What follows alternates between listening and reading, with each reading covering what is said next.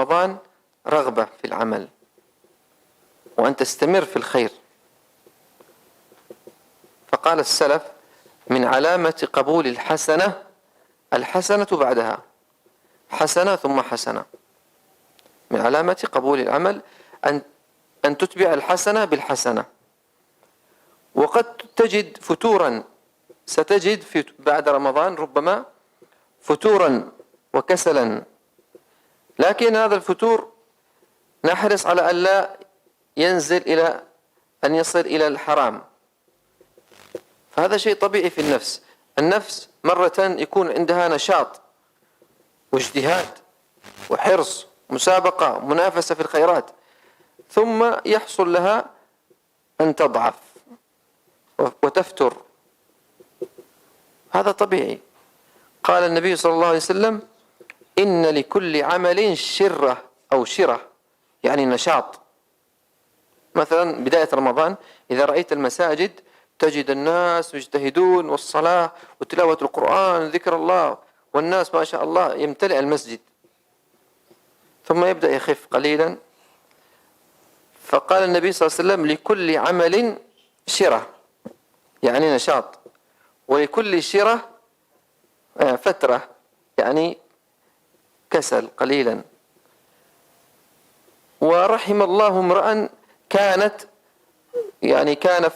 فترته إلى سنة، لم يخرج إلى الحرام. فهذه الوصية الثانية، نسأل الله سبحانه وتعالى أن نستمر في الخير بعد رمضان.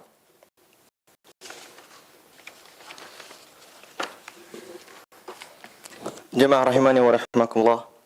Beliau menjelaskan bahwasanya yang dicintainya amalan di sisi Allah Subhanahu wa taala adalah istiqomahnya, adalah terus-menerusnya.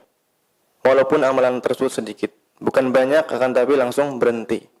Tidak, akan tapi sedikit akan tapi continue, akan tapi terus-menerus ia kerjakan. Jemaah rahimani wa rahimakumullah. Yuhibbullahu al-amal ad-daim wa la yanqati. Allah Subhanahu wa taala cinta amal-amal yang dikerjakan terus-menerus dan tidak berhenti. Sebagaimana yang kita kerjakan pada bulan Ramadan ini, kita puasa, kita mengerjakan salat tarawih, kita bersedekah, dan juga qiraatul Quran dan lain-lain dari amalan-amalan saleh yang biasanya kita kerjakan pada bulan Ramadan. Ini merupakan fadilah dari Allah Subhanahu wa taala. Dan kita berharap atau kita tekankan kepada diri kita sendiri supaya kita bisa melanjutkan amalan-amalan yang sebelumnya kita kerja pada bulan Ramadan, kemudian kita lebih semangat lagi atau lebih kurang sedikit semangatnya tidak apa, kita kerjakan dalam bulan Ramadan semampu kita. Jemaah rahimani wa rahimakumullah.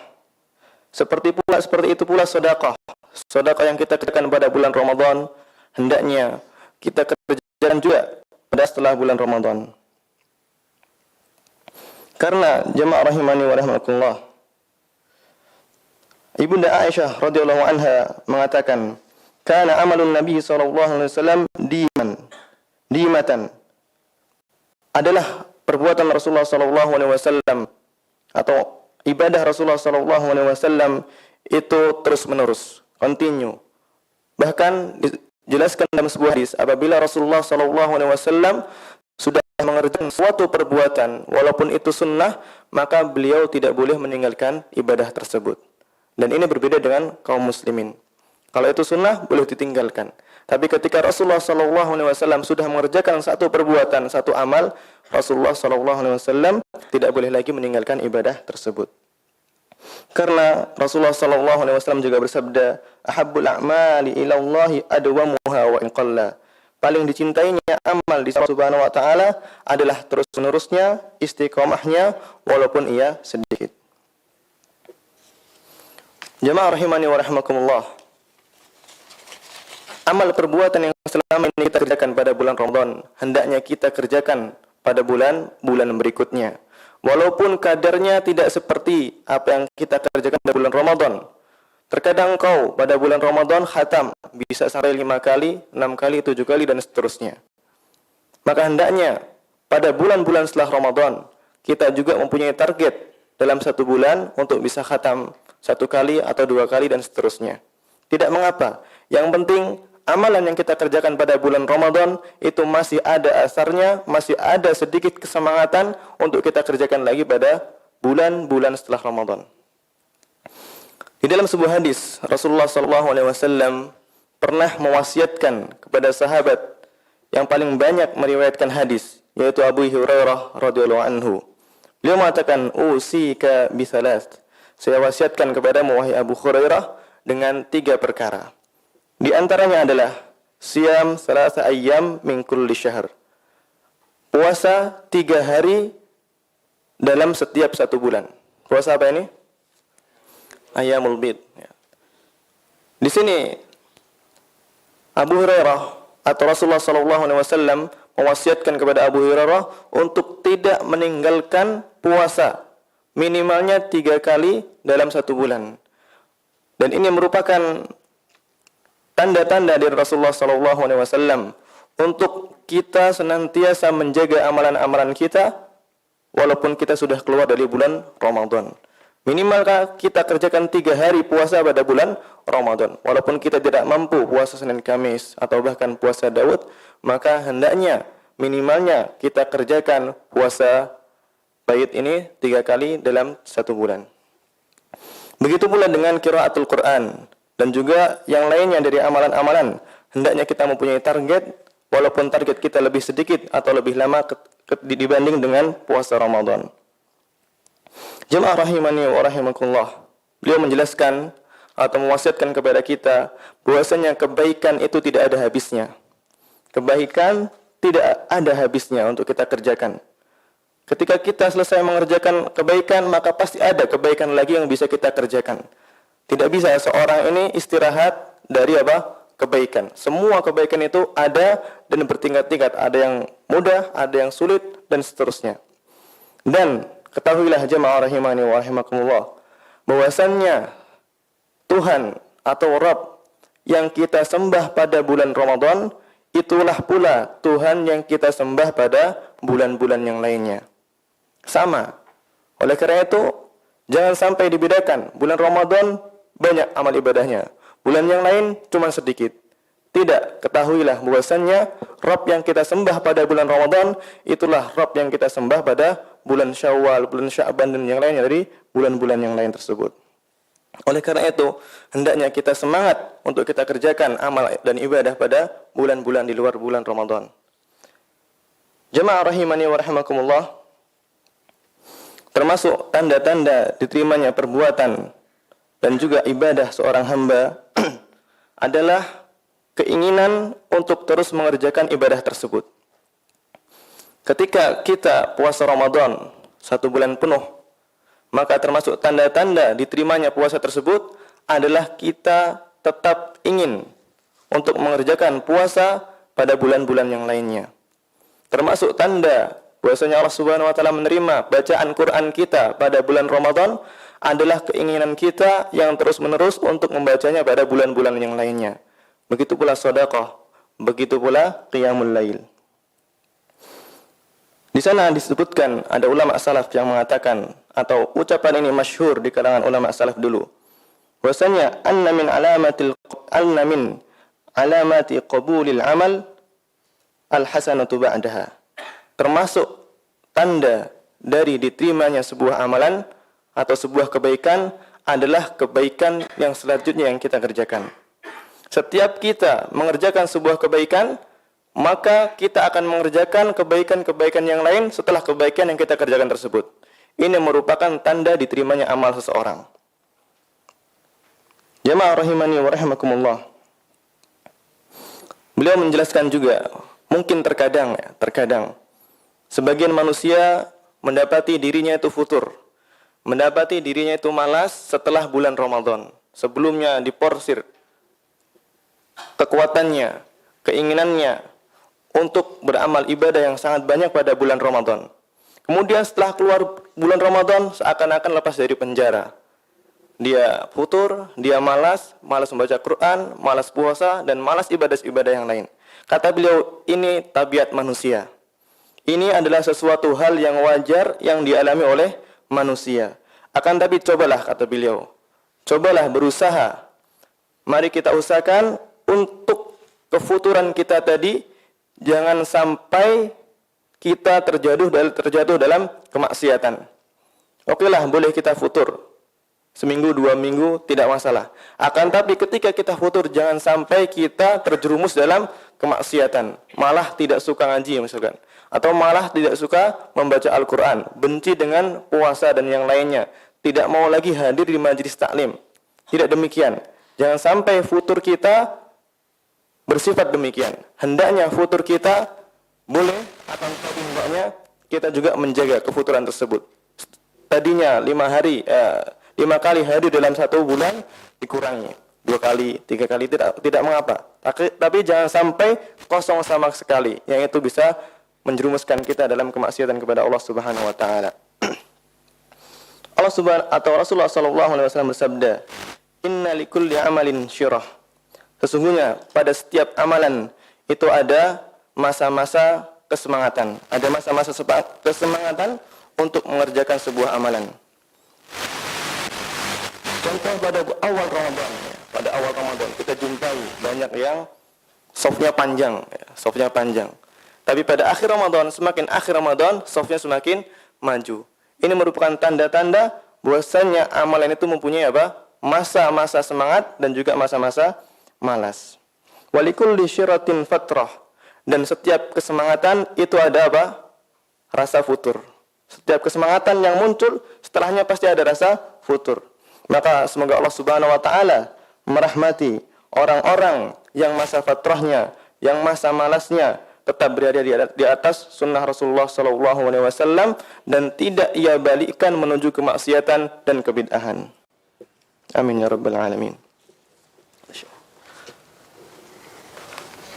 كان عمر رضي الله عنه يكتب إلى أمرائه في ختام شهر رمضان يأمرهم أن يخرجوا الزكاة ويكثروا الاستغفار.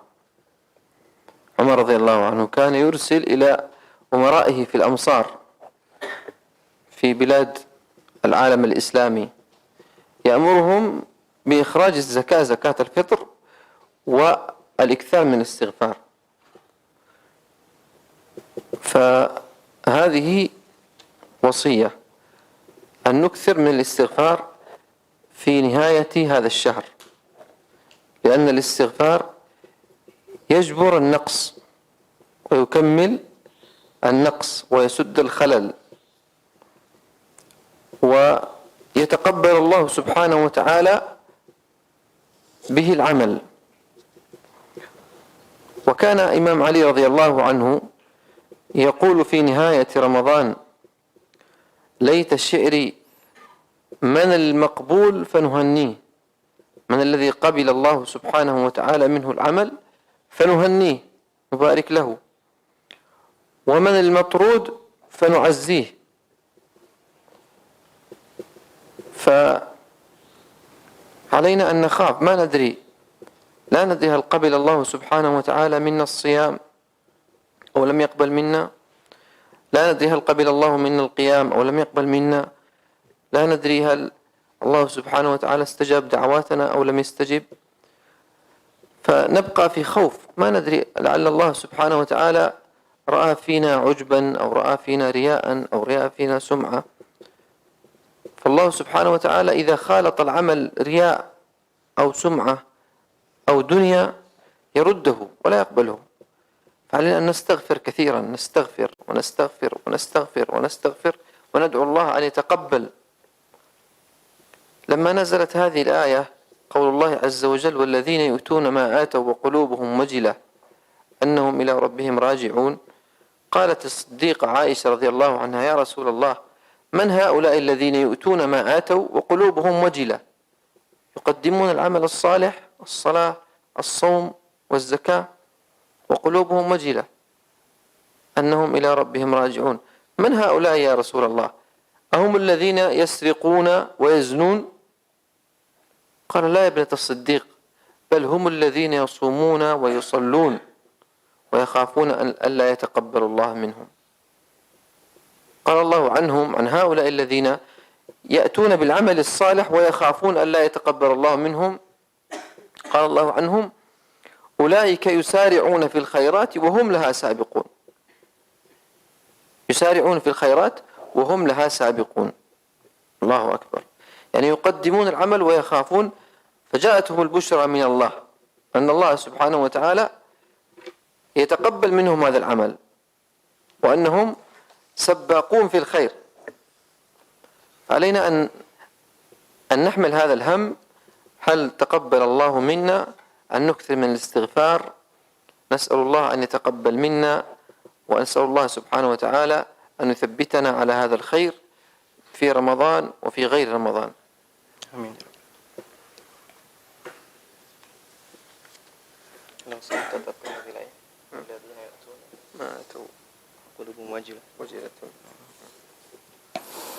Jemaah rahimani wa rahimakumullah.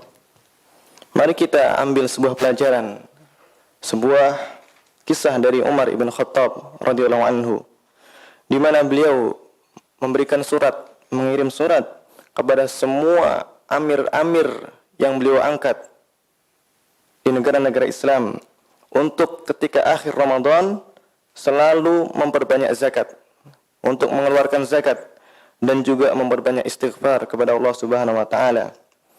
Ini merupakan wasiat dari Umar radhiyallahu anhu yang sangat mendalam, yang sangat besar, yang menunjukkan bagaimana cintanya seorang Amirul Mukminin Umar bin Khattab kepada umaranya, kepada bawah-bawahannya, yaitu untuk memperbanyak meminta ampun kepada Allah Subhanahu wa taala, memperbanyak istighfar kepada Allah Subhanahu wa taala. Kenapa? Jemaah rahimani wa rahimakumullah. Karena istighfar tersebutlah yang bisa menyempurnakan kekurangan-kekurangan amal-amal yang selama ini kita kerjakan pada bulan Ramadan. Karena istighfar tersebutlah yang bisa menambal bolongan-bolongan atau menambal sebuah cacat yang selama ini terjadi pada amal kita yang kita kerjakan pada bulan Ramadan. Semoga Allah Subhanahu wa taala menerima amal kita seluruhnya pada bulan Ramadan ini, dan kita mendapatkan ganjaran yang sangat besar nanti di akhirat di sisi Allah Subhanahu wa taala. Kita tidak tahu, jamaah rahimani wa rahimakumullah, apakah perbuatan dan amal ibadah yang selama ini kita kerjakan pada bulan Ramadan diterima di sisi Allah Subhanahu wa taala, kemudian kita bergembira di atasnya, ataukah malah amal perbuatan tersebut tertolak, ataukah amal perbuatan tersebut tertolak sehingga kita bertakziah akan hal tersebut. Kita tidak tahu apakah Allah Subhanahu wa taala menerima amal tersebut. Kita tidak tahu apakah amal yang kita kerjakan selama ini pada bulan Ramadan itu tercampuri riya, tercampuri ujub, dan tercampuri penyakit-penyakit yang lain yang bisa membatalkan amalan tersebut atau mengurangi pahala yang seharusnya kita dapatkan dari amalan tersebut. Oleh karena itu, jamaah rahimani wa rahimakumullah, beliau mewasiatkan, disitulah sangat butuhnya kita terhadap istighfar kepada Allah Subhanahu wa taala, minta ampun kepada Allah Subhanahu wa taala. Oleh karena itu, jamaah rahimani wa rahimakumullah, beliau mewasiatkan hendaknya pada akhir Ramadan ini kita memperbanyak untuk beristighfar kepada Allah Subhanahu wa taala, meminta ampun kepada Allah Subhanahu wa taala atas kesalahan, atas kekurangan dari amal perbuatan kita yang selama ini kita kerjakan dari awal Ramadan sampai hari ini. Allah Subhanahu wa taala berfirman, "Walladzina yu'tuna ma ataw wa qulubuhum wajilah." Dan orang-orang yang telah diberikan apa yang diberikan kepadanya dalam keadaan hatinya itu takut. Maka Aisyah radhiyallahu anha bertanya, siapa mereka yang sudah beramal dengan amalan banyak akan tapi hati mereka takut, wahai Rasulullah sallallahu alaihi wasallam? Apakah mereka orang-orang yang selama ini mencuri, selama ini berbuat maksiat? Maka Rasulullah sallallahu alaihi wasallam mengatakan, tidak wahai Ibnatus Siddiq, tidak wahai Aisyah radhiyallahu anha. Bahkan mereka adalah orang-orang yang selama ini mengerjakan salat, selama ini mengerjakan puasa dan amal-amal yang lain yang begitu banyak. Akan tapi bersama amal yang banyak ia kerjakan itu, dia tetap hatinya merasa takut kepada Allah Subhanahu wa taala apabila amal yang selama ini ia kerjakan tidak diterima di sisi Allah Subhanahu wa taala. karena tidak ada yang tahu apakah amal kita diterima atau tidak. Ulaika yusari'una lahum fil khairat. Mereka lah orang-orang yang bersemangat, bersegera untuk mengerjakan kebaikan-kebaikan. Wa hum laha sabiqun. Jemaah rahimani wa rahimakumullah. Maka hendaknya kita ingat-ingat, ya. Maka hendaknya kita selalu menghadirkan rasa ini di dalam hati kita, yaitu rasa was-was atau rasa bertanda tanya apakah Allah Subhanahu wa taala menerima amal kita atau tidak. Yang dengan itu kita senantiasa muraqabah kepada Allah Subhanahu wa taala, senantiasa senantiasa merasa diawasi oleh Allah Subhanahu wa taala, dan penuh rasa harap kepada Allah Subhanahu wa taala akan diterimanya amal kita yang selama ini kita kerjakan.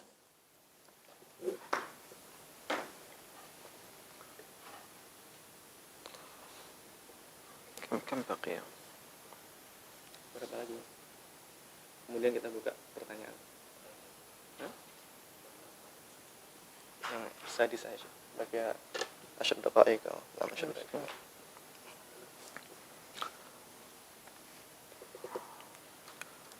الوصية التي تليها أوصي نفسي وإخواني بصلة الرحم، خاصة نحن قادمون على عيد، وصلة الرحم واجبة في العيد وفي غير العيد، لكنها تتأكد في العيد. صلة الأرحام، وفي المقدمة الوالدان والإخوان والأخوات والأعمام والعمات والخالات والأخوال وكل الرحم. فهذه الأرحام خاصة التي تجب، ليست تستحب، تجب صلتها، هذه يتأكد في العيد، فعلينا أن نصل هذه الأرحام، فإن من وصل رحمه وصله الله، من وصل رحمه وصله الله. وهذه الرحم في وصلها بركة، في وصلها بركة في العمر، بركة في العمر، وصحة في الجسد، وبركة في الرزق. قال النبي عليه الصلاة والسلام: من أحب أن ينسأ له في أثره ويبارك له في عمره فليصل رحمه.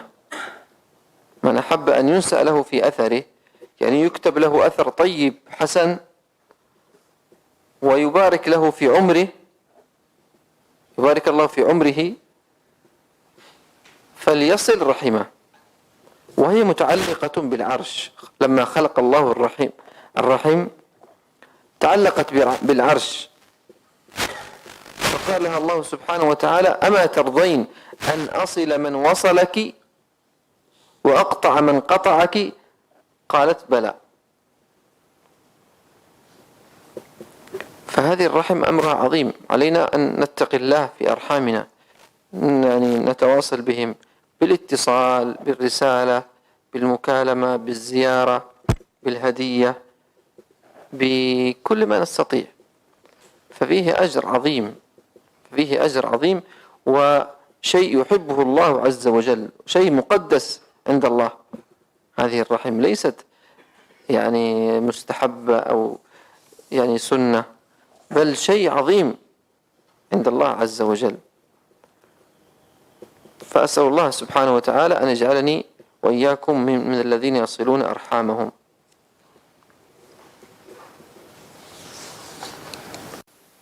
Kemudian wasiat yang selanjutnya adalah wasiat untuk senantiasa menjalin tali silaturahmi. Terlebih sebentar lagi kita akan kedatangan sebuah hadiah dari Allah Subhanahu wa taala, yaitu Idul Fitri. Sebuah momen yang sangat tepat untuk kita gunakan dalam bersilaturahmi dengan saudara-saudara kita. Maka jamaah rahimani wa rahimakumullah, silaturahmi itu wajib atau hendaknya kita laksanakan pada setiap bulan, bukan hanya pada Idul Fitri saja. Akan tetapi pada Idul Fitri itu jauh lebih disarankan lagi, jauh lebih ditekankan lagi untuk kita jalin silaturahmi. Jamaah rahimani wa rahimakumullah. Fa inna man wasala rahimahu wasalahu Allah. Karena barang siapa yang menjalin tali silaturahmi dengan saudaranya, maka Allah Subhanahu wa taala akan menjalin tali silaturahmi dengannya.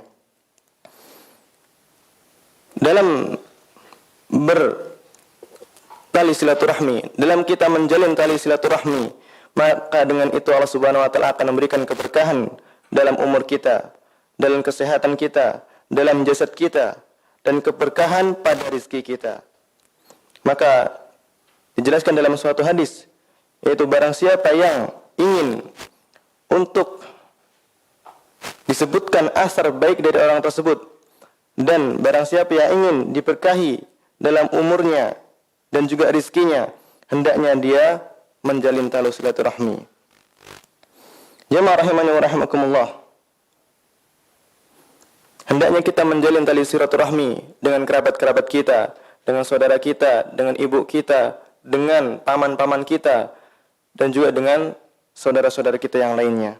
Karena masalah rahim ini, masalah silaturahmi ini adalah masalah yang sangat besar sekali, tidak bisa kita remehkan. Maka hendaknya kita ihtimam atau memberikan perhatian yang besar terhadap masalah menyambung tali silaturahmi dengan apapun yang bisa kita kerjakan, baik dengan telepon ataupun dengan chattingan ataupun dengan SMS ataupun dengan video call ataupun yang lainnya. Banyak sekali sekarang ini wasilah-wasilah untuk kita menjalin tali silaturahmi. Maka hendaknya kita hidupkan lagi tali silaturahmi kita dengan saudara-saudara kita. Terakhir, beliau meminta kepada Allah Subhanahu wa taala untuk menjadikan beliau dan juga kita semua yang ada di sini termasuk orang-orang yang menjalin tali silaturahmi dengan seluruh keluarga-keluarga kita dan kaum muslimin seluruhnya.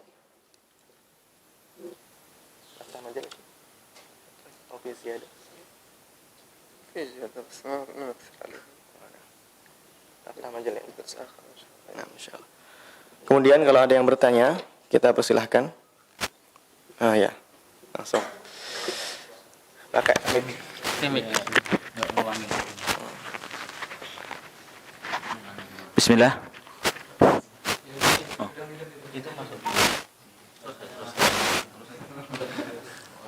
Pertanyaan, bagaimana silaturahim ke kerabat dengan mengunjungi rumahnya, tetapi suaminya itu seorang ustadz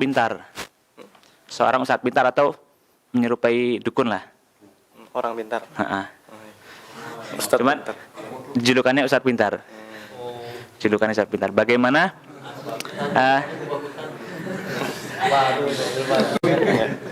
Bagaimana ketika Lebaran atau hari Id nanti kita mengunjungi rumahnya, padahal itu rumah dukun, atau cukup dengan lewat komunikasi telepon saja?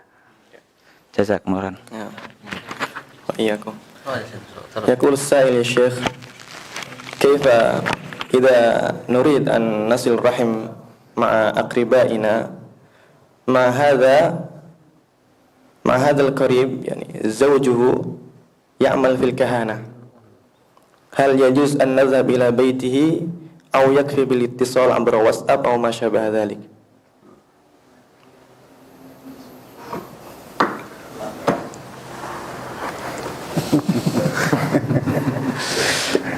الأفضل يا أخي الكريم أن تذهب وتزوره وتسلم عليه ثم تنصحه يترك الكهانة، ويعني لعل الله سبحانه وتعالى يهديه في نصيحتك. نصيحة. Nah, jadi yang paling afdal bagi kalian apabila terjadi hal-hal seperti ini adalah tetap pergi ke orang tersebut, kita jalin silaturahmi, bersama itu kita nasihati untuk meninggalkan kepintarannya terhadap dukun, ya. Kepintarannya terhadap masalah ini atau perdukunannya. Semoga Allah Subhanahu wa taala dengan sebab itu, dengan sebab kamu bisa memberikan hidayah kepada orang tersebut untuk bisa bertaubat dari perdukunan ini. Amin amin. Gitu. Ayo, Allahu Lakin Akbar. kaifa alladhi yata'allam bi adam qawlan aman arba'in masalah. Yang bertanya lagi apa?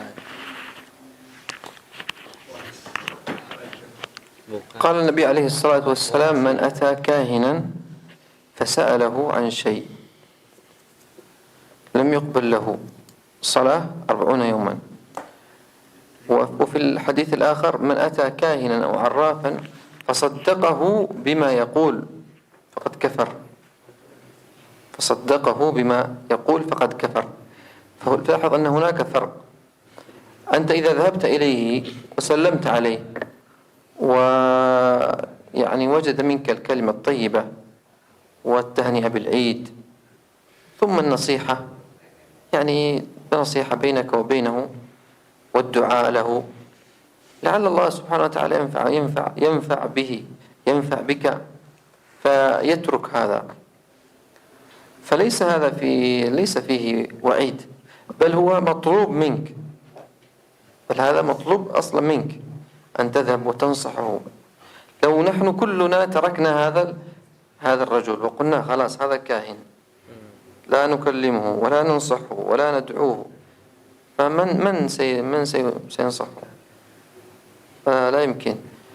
الوعيد الذي في الحديث لمن يأتيه ليصدق أو ليسأل أو ليعمل أو يعني يأتيه لشيء، أنت أتيت إليه لتنصحه فيجوز لك أن تنصحه، فلست لا يدخل في الوعيد الذي جاء في الحديث. Beliau menambahkan, adapun yang berkaitan dengan hadis larangan untuk datang ke tempat perdukunan itu adalah apa? Apabila kita bertanya kepadanya, kemudian tidak diterima sholatnya selama 40 malam, atau datang bertanya kemudian membenarkannya, maka itu bisa menyebabkan kekufuran. Maka jemaah rahimani wa rahimakumullah, apabila kita datang untuk menjalin tali silaturahmi karena itu adalah kerabat kita, itu tidak masuk dalam larangan hadis tersebut. Bahkan terkadang ini bisa menjadi sesuatu yang dituntut untuk kita kerjakan.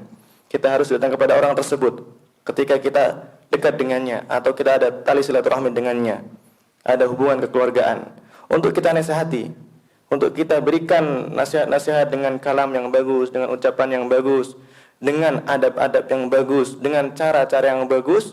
Mudah-mudahan dengan itu Allah Subhanahu wa taala membukakan pintu hatinya sehingga dia bisa taubat dari perdukunan tersebut.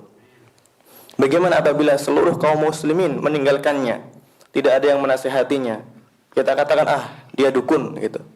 Sudah, semua kaum muslimin lari darinya, tidak ada yang menasihatinya, tidak ada yang bermuamalah dengannya. Bagaimana dia bisa mendapatkan hidayah? Tentu sulit. Akan tapi kita coba untuk menjalin tali silaturahmi dengannya, kita nasihati dengan cara yang bagus, mudah-mudahan dia bisa bertaubat. Jelas Mas ya? Insyaallah. Boleh. Tidak masuk dalam hadis ini. Tidak ada larangannya kata beliau. Pertanyaan selanjutnya. Assalamualaikum warahmatullahi wabarakatuh. Kembali tentang salah satu tanda diterimanya amal, yaitu melakukan amal ibadah lainnya setelahnya. Bagaimana ketika di bulan Ramadan ini kita melakukan banyak amalan-amalan berbagai macam. Apakah bisa saja misalnya salah satu diterima itu dia masih continue, misalnya di bulan Ramadan dia sedekah terus, di bulan lain dia continue sedekah, kan tapi untuk sholat malamnya ditinggalkan atau puasanya tidak pernah dilakukan lagi. Apakah bisa seperti itu atau secara umum keseluruhan seperti itu? Kemudian yang kedua, tentang pengertian silaturahim sendiri. Apakah makna hadis dari yang disebutkan bahwa jika ingin dipanjangkan umurnya maka bersilaturahim, itu silaturahim khusus untuk yang memiliki hubungan darah atau termasuk juga mengunjungi saudara-saudara kita sesama muslim? Apakah khusus hubungan darah saja atau secara umum kaum muslimin seperti itu? Mungkin dua pertanyaan itu. Terima kasih. Jazakallahu khairan. في سؤالان يا شيخ. السؤال الأول Apa tadi pertanyaannya? Apakah Continue dalam ramal ya. Nah. Yani qulna anifan min alamati qabulil amal huwa al-istimrar fil amal ba'da Ramadan. Hal hadha بشكل جميع الأعمال التي فعلناها في رمضان ثم نفعلها أيضا في ما بعد رمضان أو يجوز بعد العمل ما زلنا عملناه بعد رمضان وبعدها نتركها. هل هذا أيضا من علامات قبول العمل يا شيخ؟ أو لازم مثلا نصلي في رمضان نصلي بعده، نصوم في رمضان نصوم بعده، نتصدق في رمضان ونتصدق بعده كذا. يقول العلماء من علامة قبول العمل أن تتبع الحسنة بالحسنة، وليس المقصود يعني عندما يذكرون هذا الكلام يقصدون به أن نستمر في الخير، وأن نستمر في العمل الصالح، نستمر في المحافظة على الصلوات، نستمر في الصيام ولو قليل، نستمر في قراءة القرآن، أن نستمر في حب الخير، في طريق الخير، في طريق الاستقامة، وليس يعني مجرد ما ينتهي رمضان يتغير حالنا. نحن نكون في رمضان محافظين على الصلاة، محافظين على القرآن، نقرأ القرآن، من أهل المساجد، ثم بعد رمضان نترك المسجد بما فيه ونبتعد عن هؤلاء الرفقة الحسنة والإخوة الطيبون، نبتعد وننشغل بالدنيا ونترك كل شيء. إذا حصل هذا مشكلة. المهم أن نستمر في الخير، نستمر في محافظة على الصلوات. ليس شرطا أن يكون نشاطنا في رمضان بعد رمضان مثل ما كان في رمضان، ليس شرطا، لا، المهم في الصورة الإجمالية أن يكون الطريق نفس الطريق في رمضان، في طريق الخير، وليس شرطا أن تصلي تراويح 11 ركعة بعد رمضان أو لا، ليس هذا. Jadi yang dimaksud dari tanda-tanda diterimanya amal adalah kita senantiasa mengerjakannya setelahnya, itu lebih umum dari yang kita pahami selama ini. Itu tidak bermakna ketika bulan Ramadan sholat tarawihnya atau sholat malamnya 11 rakaat, kemudian setelahnya juga 11 rakaat atau lebih rendah dari ini. Tapi yang dimaksud tanda tidak diterimanya amal itu ketika setelahnya kita sama sekali futur tidak mengerjakan hal-hal tersebut. Ya, misalkan Ramadan kita sholat, berteman dengan teman yang baik, kemudian kita puasa, kemudian kita qiyamul lail. Setelah Ramadan sama sekali tidak ia kerjakan.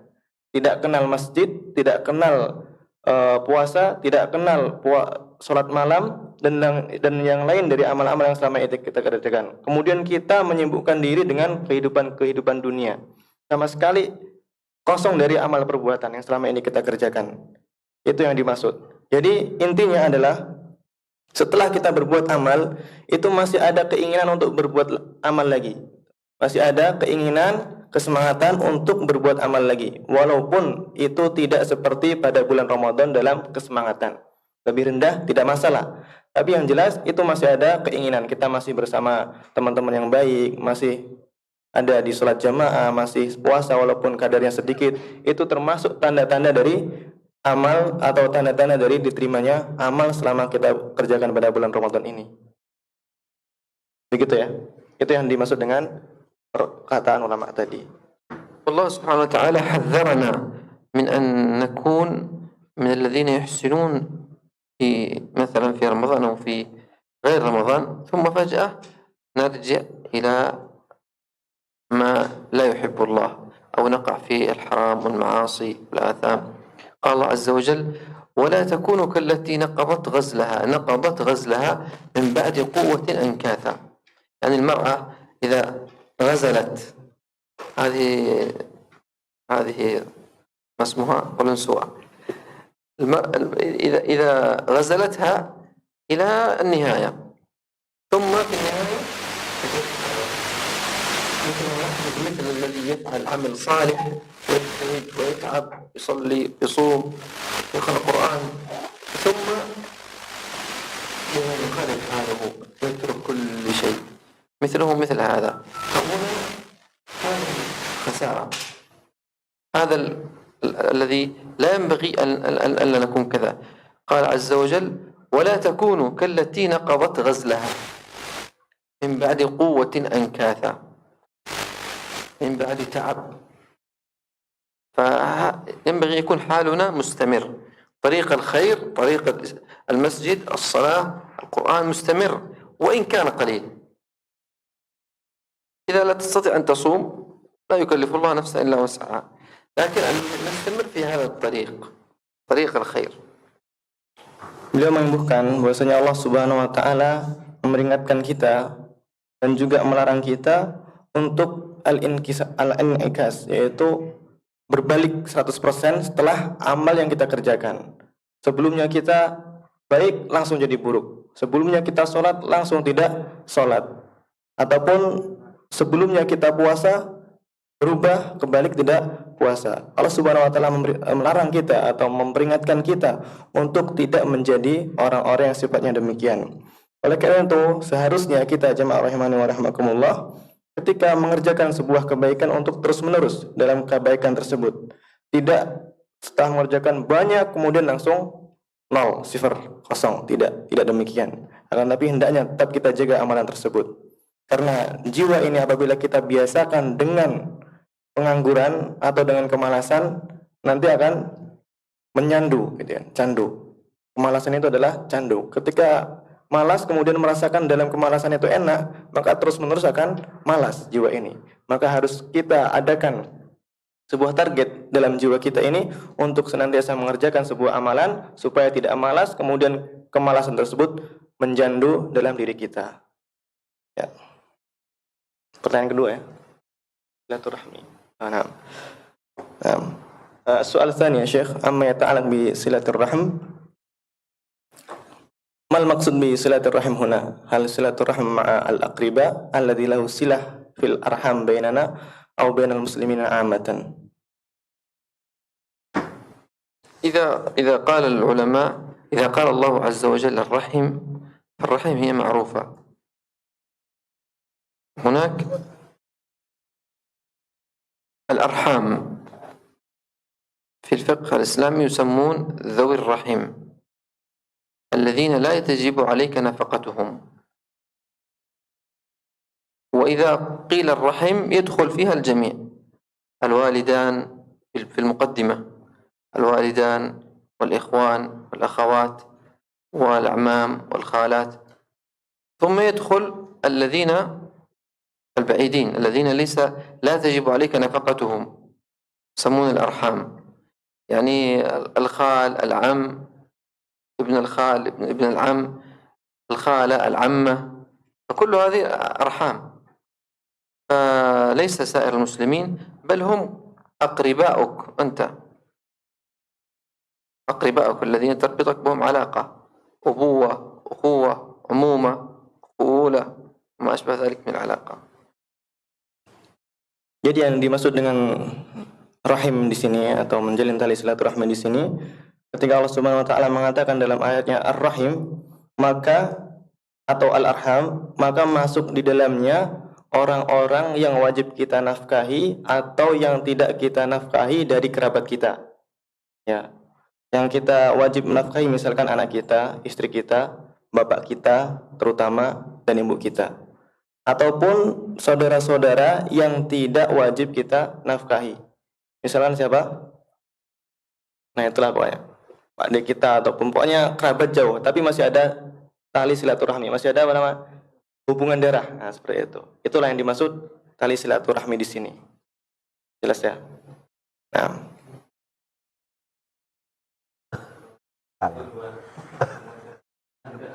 Ya harusnya.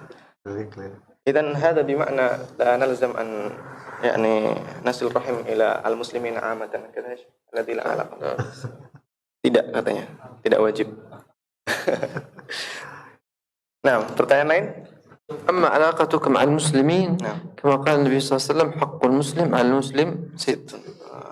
إذا لقيته فسلم عليه، وإذا دعاك فأجبه، وإذا استنصحك فانصح له، وإذا مرض فعده، وإذا عطس فحمد الله فشمته، وإذا مات فاتبع جنازته. إذن هذا حق المسلمين بيننا. الأخوة توجب علينا، هذا واجب. إذا مرض مثلا واحد منا في المسجد نحن نسأل أين فلان، أين الشيخ أبو حنيفة؟ يقولون مريض مثلا. إن شاء الله ليس مريضا إن شاء الله. آمين. لكن مثال فقط. فنحن نزوره، نسأل عليه، نزوره، هذا من حق المسلم.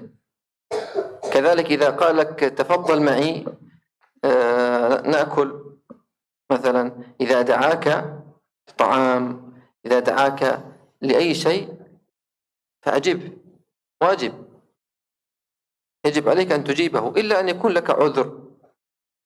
مثلا قال لك تعال عندي عقيقة فتذهب معه، إلا إذا كان لك عذر أو كنت مريض أو مشغول أو عندك أمر آخر فأقول له اعذرني فلا بأس يعني.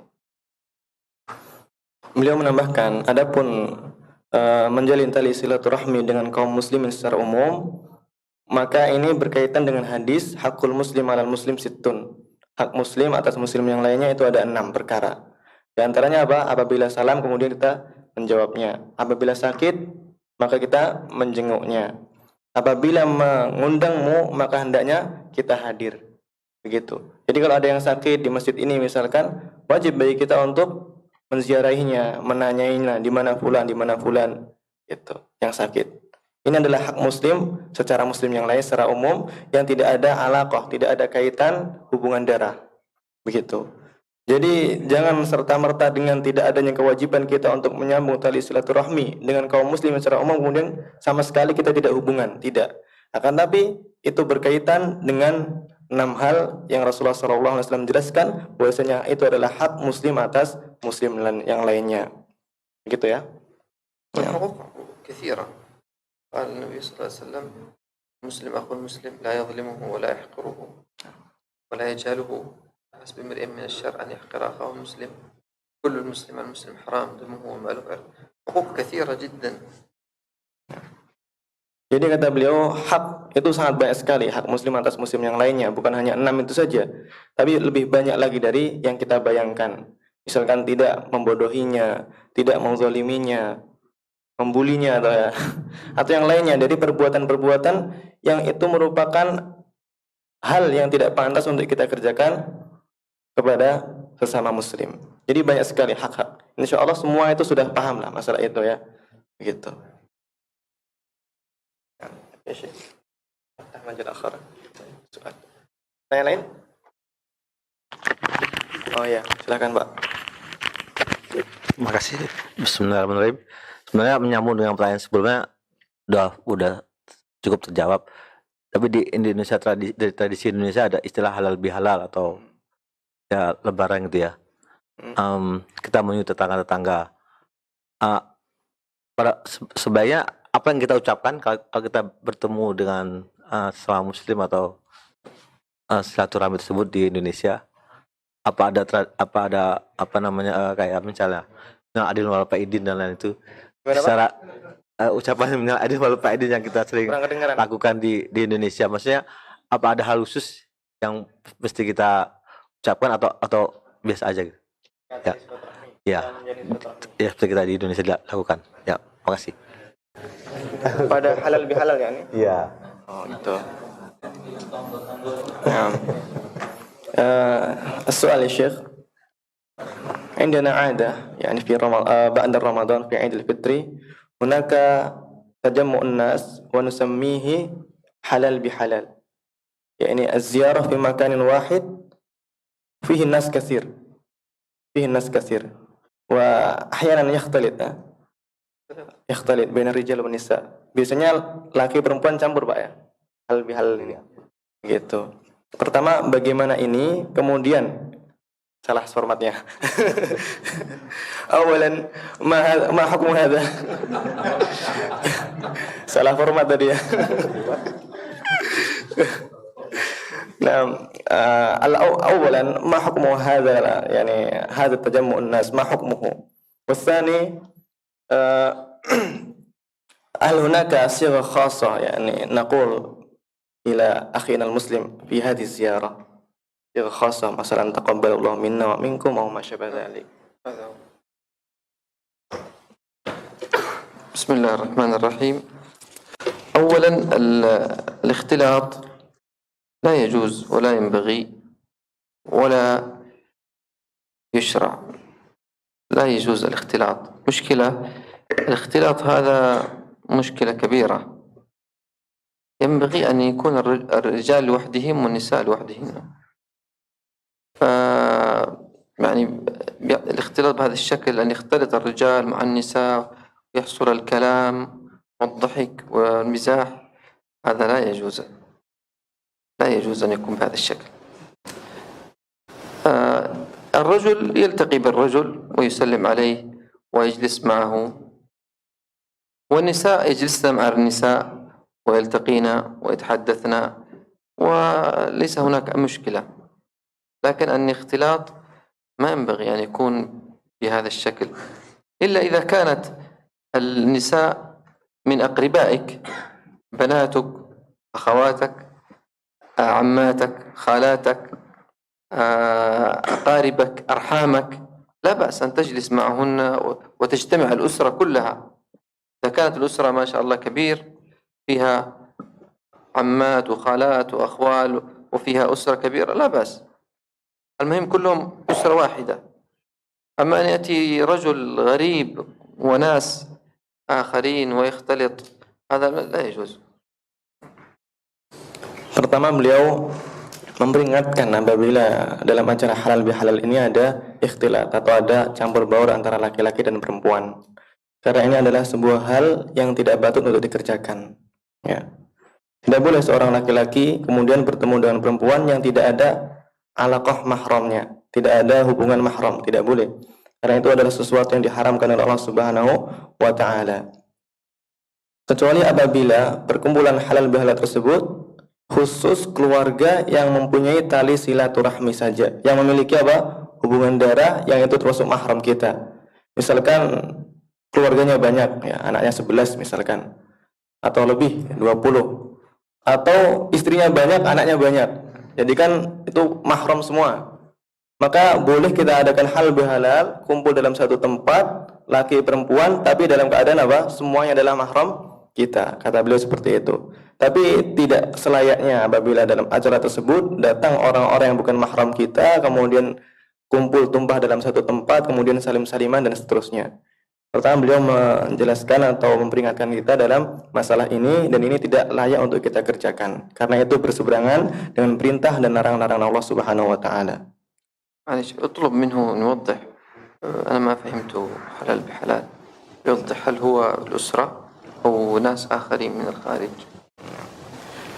Sebelumnya tolong coba dijelaskan, Mbak, yakni acara ini bagaimana biasanya halal bihalal ini. Ada dangdutannya biasanya. Biasanya ada dangdutannya juga.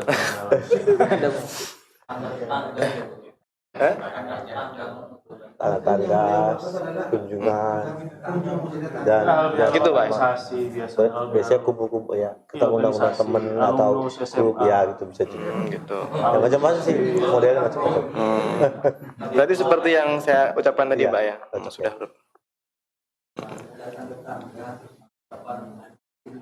Oh gitu. Coba. Nah, yakni hunaka soal akhar yata'allaq bihadha asya. يعني من عادتنا هنا في رمضان في عيد الفطر تأتي الأسرة إلى أسرة أخرى من في الحي مثلا ليهنئ بعضهم بعضا يسلم، وهذه عادة معروفة عندنا. يعني يأتي الرجل إلى بيت جاره ثم جاره حتى حي كاملا يزوره في عيد الفطر. هذه عادة عندنا في عيد الفطر. هل هذا جائز أو لا؟ وضح ما فهمت. يعني هل هو يذهب وحده به يزور الرجل لا هو مع الأسرة، أسرة إلى أسرة. ويجتمع كلهم في غرفة واحدة. نعم نعم، في غرفة ضيوف كذا، وفيه أطعمة ونأكل ونتكلم نتحدث.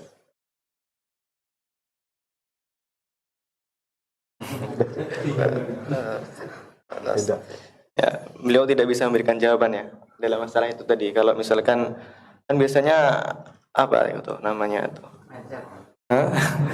Jadi dari satu keluarga lain terus itu ya, tapi bukan mahramnya, dibawa istrinya, dibawa anaknya, kemudian kumpul dalam satu tempat bukan mahram, beliau tawakuf. Beliau tawakuf, kata beliau, tidak berani memberikan jawaban dalam masalah ini. Amma ma yata'allaq bi at-tahniyah ya Syekh, hal hunaka siwa khassah? ماذا يفتي علماؤكم في هذا؟ Apakah ada yang pernah dengar fatwa ulama kita tentang masalah ini? Ada nggak? Bukan, tentang ziarah ini tadi, kunjungan. Nah. Nggak ada, itu tradisi. Ada yang pernah dengar nggak fatwa ulama kita? Kalau dari NU dihalah hasilnya. Nggak ada. Itu kan berawal halal dari NU. Nahnu la nasik bi ulama'ina. Oh, istilah. Iya dari NU. Alladzina yajlisuna fil mahkamah, yani Tradisi la adri. para Naam, qarib min hadha taqriban. Politik. Laisu ahlis-sunnah wal jamaah, rubbama yujizuna al-ikhtilat wa kadha. Yani ra'yuhum fi nadhar. Ra'yuhum fi nadhar, la nasik bihim. Itu mutangan bisa. Kalau di halal أحيانا في أحوال في الغناء أو في موسيقى awal-awalnya disuruh. يجيزونه. لذلك لا نثق Itu بهم. tulisan di gerobak martabak. من علماء السنة. Itu ada cerita sendiri. ما تعرف أحد. أما من علماء السنة لا أدري هل يفتي في هذا الأمر أو لا أدري. Waktu itu لكن نحن الذين نعرف dia dagang السنة martabak. نحن لا Yang نفعل terbuat dari لكن هذا يفعلها sekarang من namanya لا martabak يعرف. telur. Ya. Jadi dulu namanya martabak India. Sekarang maksud yani. pembeli ditulis. Oke, jadi begitu ya. Jadi kalau kita sudah tahu tentu kita tidak kerjakan kan? Ya, itu kata beliau bagus. Ya udah seperti itu aja kata beliau gitu.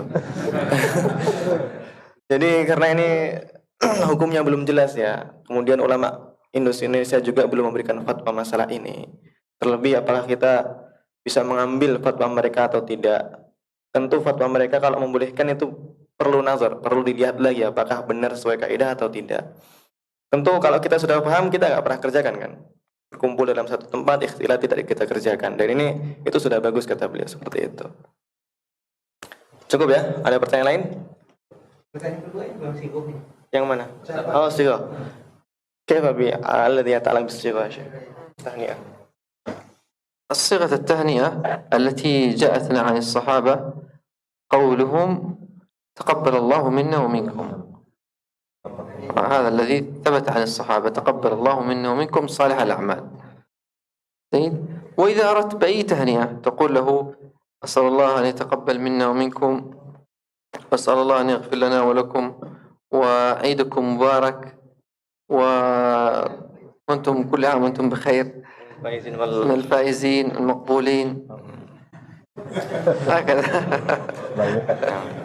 Jadi kata beliau yang berkaitan dengan tahniah yang kita ucapkan ketika terjadi ziarah itu yang tetap dari sahabat diantaranya adalah taqabbalallahu minna wa minkum salihal a'mal, atau ucapan-ucapan yang lain selama ini kita laksanakan. Apa itu minal aidin wal faizin atau apalah itu seperti itu. Itu dibolehkan ya kata beliau, tidak masalah. Baik kita ucapkan dengan bahasa Arab atau bahasa Jawa atau apalah, yang penting tidak mengandung apa namanya kesyirikan atau keburukan-keburukan yang tidak boleh. Begitu ya. Ada lain pertanyaannya? Ya. Kaifa nujib idza qala lana ahad taqabbalallahu minna wa minkum salihal a'mal? آمين. Amin. ومنكم تقبل الله. وآمين. Katanya هذه ليس فيها حديث ثابت أو نص، هذه متروكة، يعني جاءتنا عن الصحابة أنهم كانوا يقولون تقبل الله منا ومنكم، لكن يجوز أي لفظ فيه دعاء، فيه تبريك، فيه تهنئة، أي لفظ، لكن ألا يكون فيه محظور شرعي، مثلا تقول له كلام فيه شرك أو فيه، لا، أهم شيء فيه تهنئة وفيه تبريك. وإذا اكتفيت بتقبل الله منا ومنكم يكون فيه بركة إن شاء الله. Jadi dalam masalah ini tidak ada sesuatu yang warid dari Rasulullah SAW. Ya, adanya cuman dari para sahabat yang biasa mengucapkan taqabbalallahu minna wa minkum shalihal amal. Jadi tidak ada batasannya. Pokoknya seluruh ucapan-ucapan yang baik mengandung barokah, doa itu diperbolehkan. Selama tidak ada larangan-larangan syar'i berupa syirik ataupun yang lainnya dari penyimpangan-penyimpangan. Yang penting ucapan bagus itu boleh diucapkan pada hari ini. Gitu. Syaratnya harus bertemu atau boleh via SMS? Terlalu rinci ya. Via SMS. Oh iya, di grup gitu ya. Nah, يعني كيفية يا شيخ كيفية قول هذا تقبل الله منا ومنكم هل نلتقي معه مباشرة أو يجوز عبر الواتساب في مجموعة نرسل إلى الجميع؟ يجوز، كله يجوز. Semuanya boleh, terserah. لكن ليس الأجر كمن يرسل في المجموعة، ليس أجره مثل من يلتقي ويسلم تقبل الله منه. هذا يكون أجر أكثر. Tapi jangan diharapkan pahalanya sama. Tetap pahalanya dapat, cuman tidak sama seperti kita langsung bertemu satu gitu. Ya, yang diharapkan sama. Satu orang langsung 100 gitu, satu kali kirim. Kan itu kayaknya tidak seperti itu, beda. Ya. Ada lagi yang berkaitan dengan ini atau kita bacakan peraan? Nah. Ya. Apa?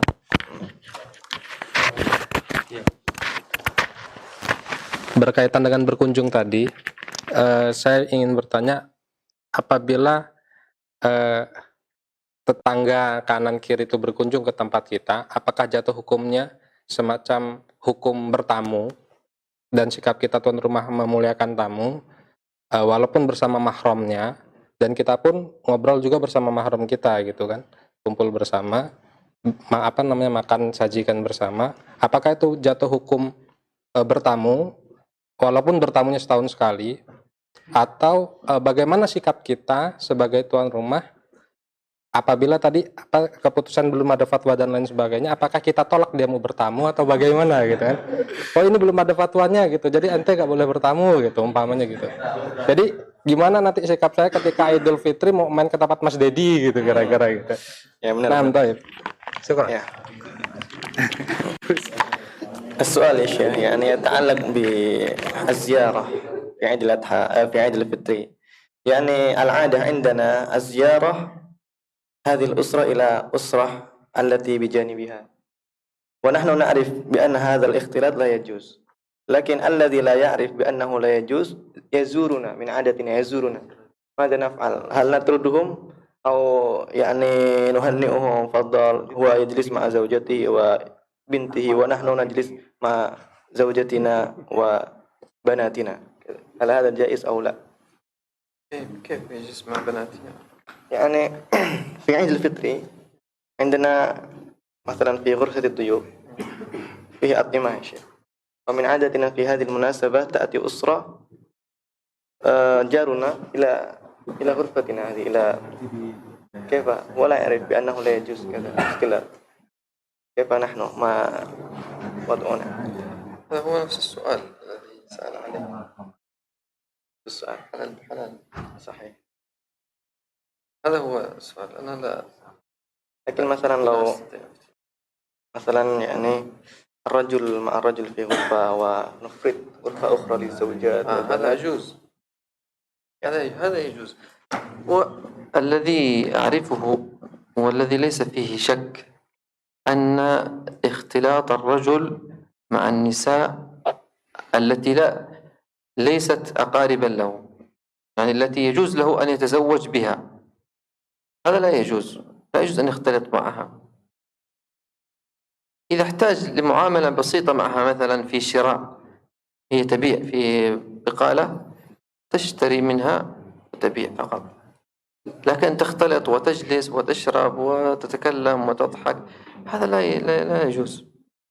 أنا لا أدري بالتفاصيل هذا عادتكم، لكن إذا كان فيه اختلاط وفيه كلام وفيه مزاح هذا ما ينبغي. ينبغي أن يفصل، الرجال يكونوا في غرفة والنساء في غرفة، هذا أفضل، حتى النساء يعني يجدوا راحة والرجال يجدوا أيضا راحة. Jadi sebenarnya dalam masalah ini ada jalan keluarnya, kata beliau. Jadi kita adakan dua ruang tamu, tamu untuk laki-laki, tamu untuk perempuan. Laki-laki di sini, kemudian perempuan di sini. Sebenarnya beliau belum tahu keadaan kita sekarang, karena ini pertama kali beliau ada di sini. Itu jadi belum tergambarkan oleh beliau masalah ini. Mungkin nanti setelah ini bisa kita tanyakan lagi.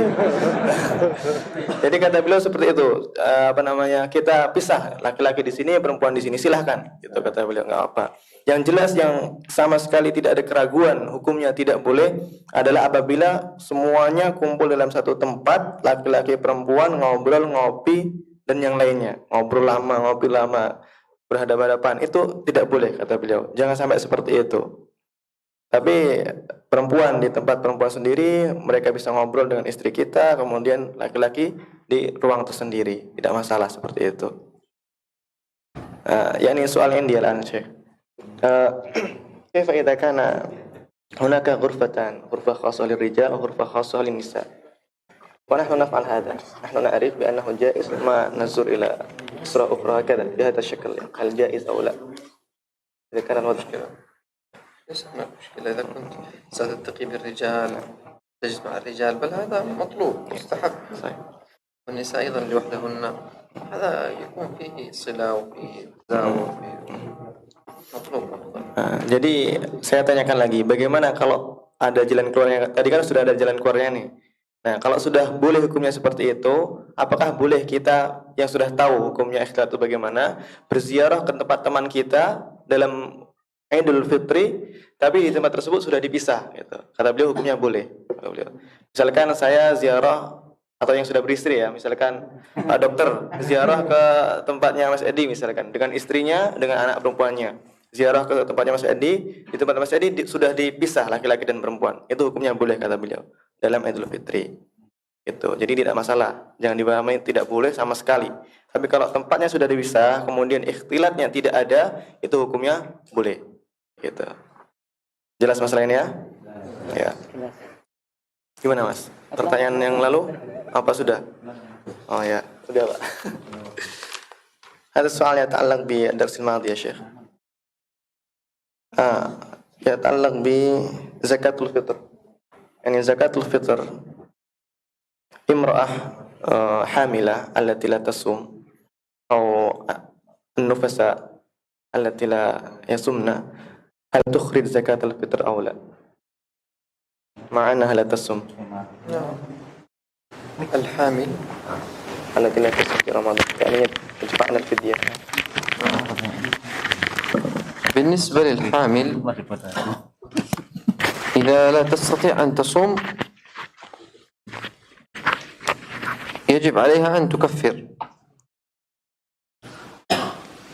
وليس تكفر عفوا، تقضي يوما بدل اليوم الذي لا تستطيع أن تصومه. مثلا إذا أفطرت من رمضان 10 أيام تصوم بعد ذلك 10 أيام، وتجب عليها زكاة الفطر مثل الذي صام، تخرج زكاة الفطر في يوم العيد. وكذلك الحامل والمرضع فكلهن سواء. والحائض يجب عليها أن تقضي يوما بدل اليوم الذي أفطرت، إلا أن الحامل المرضع تكفر أيضا، تقضي وتكفر لأن معها الحمل. يعني هذا الذي يجب عليها. فإذا لا يقضي شيء لا يستطيع مثلا مريض مرض زمان ثم لا تستطيع أن تصوم كبير السن كبير السن. لا يكفر كبير السن. بالنسبة لكبير السن الذي صار عمره مثلا الهرم، سموه الهرم، عمره 80 سنة وصار لا يستطيع أن يصوم، يطعم عن كل يوم مسكين، يطعم عن كل يوم في رمضان أفطره مسكين، يعني يعطيه ما يكفيه صاعا أو مدا الذي يحصل به الإطعام عن كل يوم. وهذا أنس رضي الله عنه لما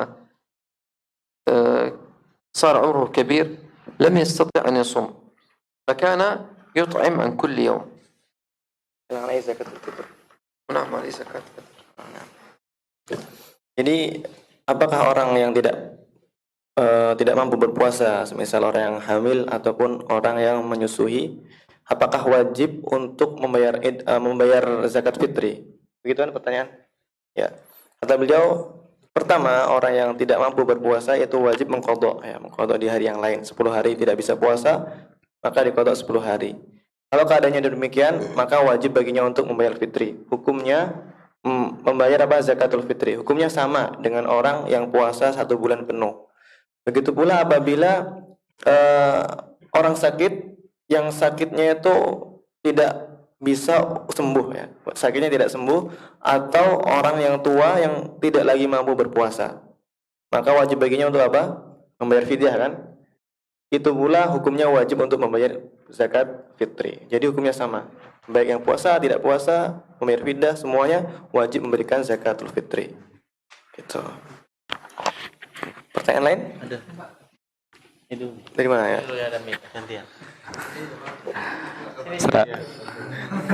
Assalamualaikum warahmatullahi wabarakatuh. Waalaikumsalam. Ini mau apa? Menanyakan masa sekarang kan fenomena di kita itu kebanyakan kan kita kan sering mendatangi yang lebih tua. Nah, rata-rata kan udah dia nggak paham masalah itilaf pun nggak paham gitu loh. Itu gimana hukumnya?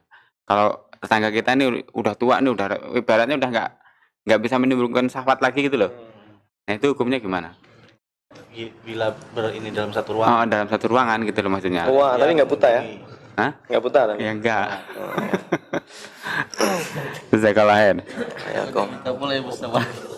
السؤال يا شيخ هذا يتعلق بالزيارة أيضا يعني هل يجوز أن نزور كبير السن الذي ليس عنده شهوة ونجتمع في مكان مع زوجتنا أو نقول بين قوسين كبير السن ليس عنده ربما عمره 80 أو 90 لا يصدر منه الشهوة مرة أخرى كذا هل يجوز أن نختلط بهم مع أن عادتنا يعني الصغير يزور الكبير هكذا. بالنسبة للكبير السن الذي لا يشتهى، بعض الفقهاء أجازوا أن نأتي إليه ونسلم عليه ونجلس معه إذا كانت مثلا امرأة كبيرة في السن، فيجوز أن يعني نأتي نسلم عليها، والأفضل أن لا يحصل مصافحة، فقط نسلم السلام عليكم نجل، لا بأس، يعني كبير في السن. بعض فقهاء الشافعية أجازوا هذا لأنه مثله لا يشتهى. Jadi kalau kita ziarah kepada orang tua yang tidak punya syahwat lagi, pokoknya tidak menarik lah gitu, kata beliau, sebagian fuqaha Syafi'i membolehkannya. Ya, bahkan bersentuhan pun boleh. Gitu. Salam, ikhtilat boleh bersama mereka, orang yang tua ya. Begitu. Tapi afdolnya jangan sampai bersentuhan. Ya, cuman salam, kemudian tanya apa kabarnya gitu kan. Kaifa haluka? Kam umruka gitu ya. Bahasa Arab ya. Demikian. Ya, boleh hukumnya, Mas. Boleh insyaallah. Ya, silakan, Mas. Bismillahirrahmanirrahim. Ini ketika kemarin kajian sore bukber itu kan dijelaskan tentang tata cara sholat Aid. bahwa pertama takbir ihram, kemudian takbir 7 kali. Nah, yang saya tanyakan ini bacaan di antara takbir-takbir yang 7 ini kan kalau dulu sampai sekarang yang saya pahami kan ada bacaannya kayak subhanallah alhamdulillah kayak gitu. Nah, itu sahih apa enggak? Apa enggak ada bacaannya seperti itu? Gitu ya. السؤال يتعلق بصلاة عيد الفطر وعيد الأضحى فيه تكبيرات كثيرة يا شيخ ماذا نقرأ في هذا التكبير أو بين التكبيرين هناك وارد يعني ما ورد من الورود الأدعية أو التسبيح لم يثبت دليل أو نص على أنه نقرأ فيها شيء معين. ليس هناك دليل على أن نقرأ فيها مثلا نقول سبحان الله أو نقول الحمد لله أو شيء، لا، ليس فيها شيء. ولذلك العلماء اختلفوا فيها. بعضهم قال نقول فيها سبحان الله الحمد لله لا إله إلا الله الله أكبر، ما الله أكبر سبحان الله الحمد لله لا إله إلا الله. بعض الفقهاء قالوا نقول هكذا، وبعضهم قالوا لا نقول شيء، فقط نكبر، لأنه لم يصلنا شيء عن النبي ولا عن الصحابة، لم يثبت شيء، فليس هناك شيء ثابت، فقط نكبر. فإذا ذكرت الله لا بأس، لو كبرت الله أكبر سبحان الله والحمد لله لا إله إلا الله أكبر الله أكبر سبحان الله لا بأس. ولو سكت قلت الله أكبر ثم الله أكبر ليس هناك مشكلة. العلماء لهم فيها قولان. القول الأول هذا الذي يقولون نقول سبحان الله والحمد لله لا إله إلا الله والله أكبر، والقول الثاني يقولون نسكت. Jadi dalam masalah ini tidak ada sesuatu yang tetap dari Rasulullah SAW. Tidak ada hadis, tidak ada dalil, tidak ada contoh dari para sahabat. Tapi kalaupun mau memuji Allah Subhanahu Wa Taala di antara dua takbir tersebut, seperti ucapan Subhanallah, Walhamdulillah, Wala ilaha illallah, Wallahu Akbar, atau ucapan-ucapan yang lain itu boleh, Jadi seperti itu hukumnya. Tidak ada sesuatu yang datang dari Rasulullah SAW. Seandainya di antara dua takbir itu diam, Allahu Akbar, kemudian diam, itu boleh. Atau membaca Subhanallah, Alhamdulillah, dan seterusnya, itu juga boleh. Tidak ada masalah dari masalah ini. Fi raf'i al-yadain ya Syekh. Raf'i al-yadain fi baina takbirat, baina hadhihi takbirat. Ma huwa al-afdal? Narfa' atau la?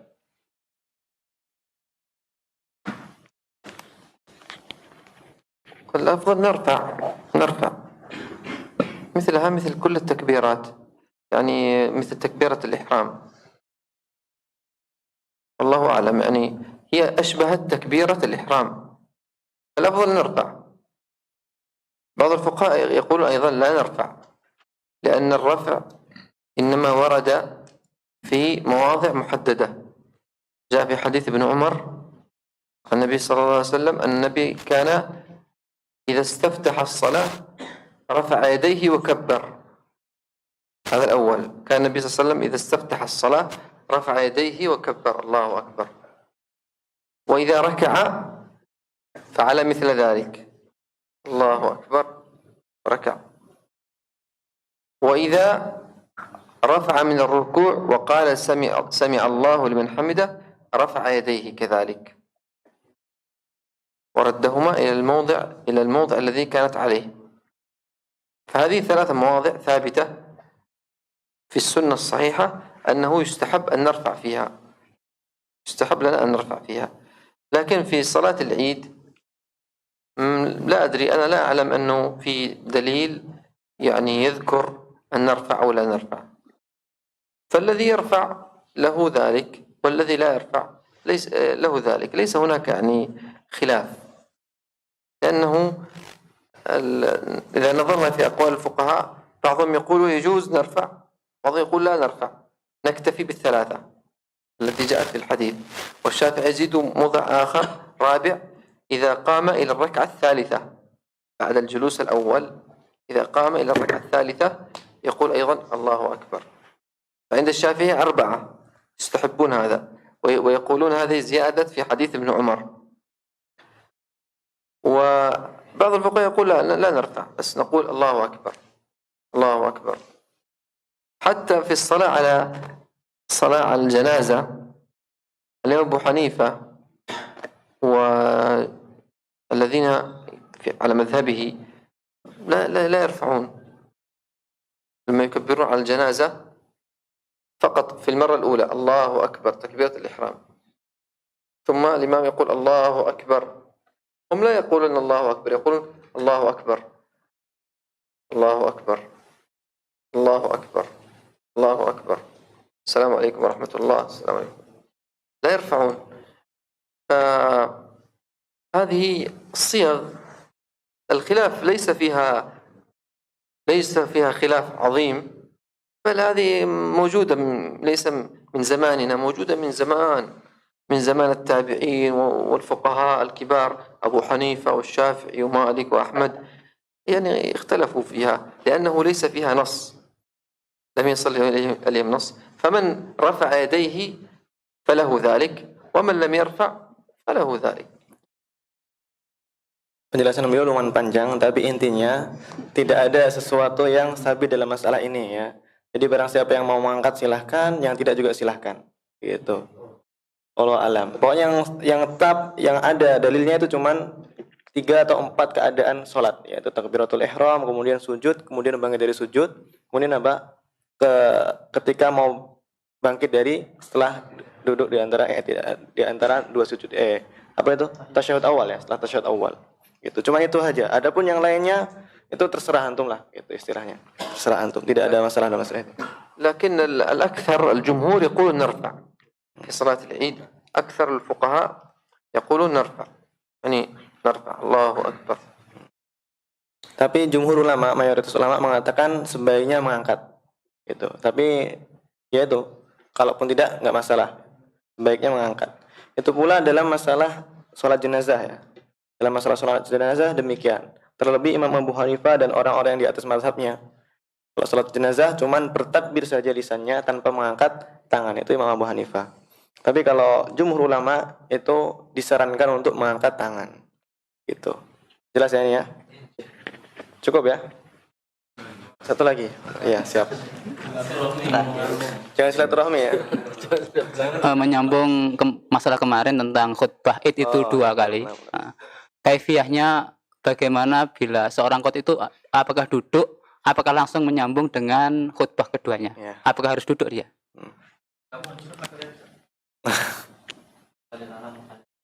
Bentar, nanti lupa. As-soal ya Syekh, masalah khutbatil Aid. Qulta anifan bi anna khutbatil Aid khutbatain.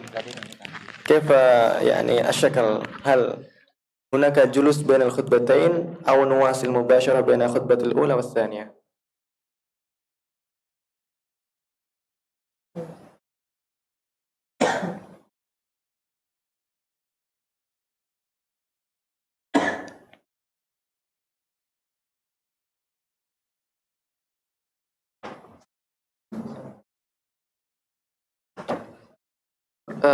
خطبتان في العيد، خطبتان عند جمهور الفقهاء، خطبتان مثل خطبة الجمعة، يعني يخطب الأولى ويجلس ثم يخطب الثانية وينصرف.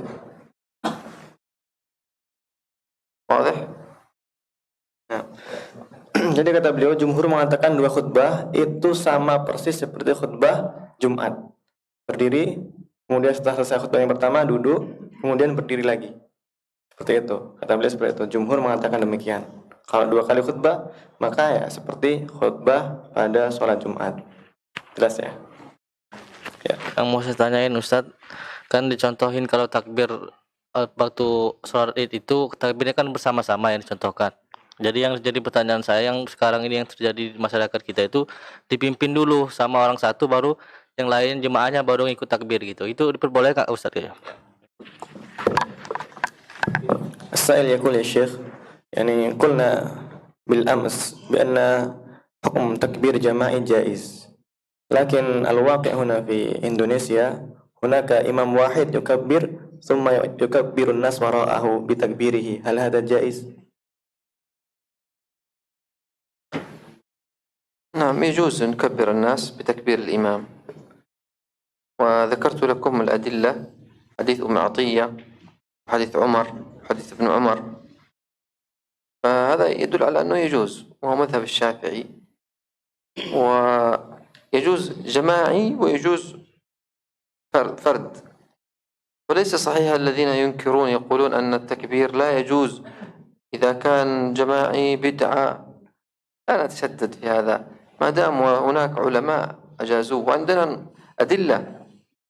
حديث معطية قرأت عليكم، وحديث ابن عمر، حديث عمر رضي الله عنه، فليس هناك مشكلة إذا كبر الإمام الناس يكبرون، وهذا هو المعمول به في كل الدول العربية، في البلاد العربية، في السعودية، في اليمن، في مصر، في كل البلاد العربية بهذه الطريقة. يعني الإمام المسجد يكبر في صلاة العيد والناس يكبرون، والناس في بعضهم يكبر لوحده وهذا يكبر، لا بأس، المهم أن يكبر الجميع. إذا كبروا مع الإمام ممكن، وإذا كبروا لوحدهم أيضا هذا يجوز. Kata beliau tidak apa-apa ya, misalkan ada satu orang yang memandu ya, satu orang takbir kemudian yang lainnya mengikuti takbir tersebut, ini tidak masalah. Kemarin sudah kita jelaskan dalil-dalilnya, di antara dalilnya Ummu Atiyah, Abi Hurairah, hadisnya Umar radhiyallahu anhu, semuanya itu menunjukkan akan bolehnya hal ini. Terlebih mazhab Syafi'i juga membolehkannya, kata beliau. Jadi jangan terlalu keras dalam masalah ini, jangan terlalu kaku dalam masalah ini. Dan itu pun sekarang yang dilaksanakan di seluruh negara-negara Arab seperti itu. Satu orang takbir, kemudian yang lain mengikuti. Di Saudi, di Yaman, dan juga di negara-negara Arab lain seperti itu. Jadi tidak usah dipersulit masalah ini. Kita katakan bid'ah atau yang lainnya diingkari, tidak usah. Jadi yang terpenting adalah bertakbir dan suara lantang sehingga syiar Islam bisa tegak. Seperti itu kata beliau.